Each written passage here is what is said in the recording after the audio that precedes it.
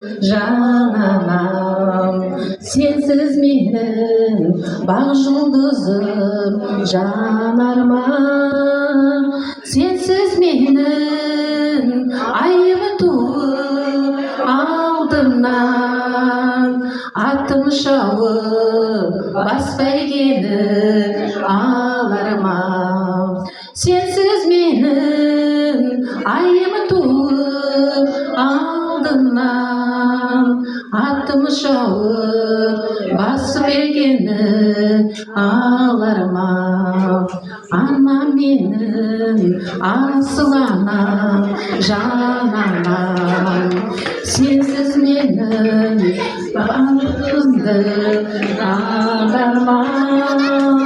Сенің ғана жанарынан тұратын мейірімді қайдан ғана табайын.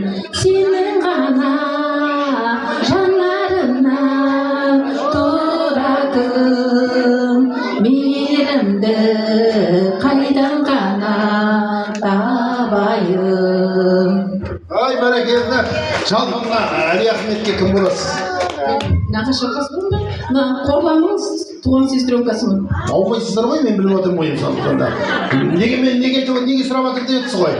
Мен енді мына тойда қарап отырсам, бірыңғай Әли Ахметтің нағашылары өлең айтып жатыр да, почему-то өздерінің апалары мына той сол кісілерді ғой енді. Ол кісілер қуанбай жатыр ма деп жатырмын. Сондықтан да мына нағашы жұрт деген мықты болып тұр. Жалпы адамның нағашыдан нағашыдай табылмас.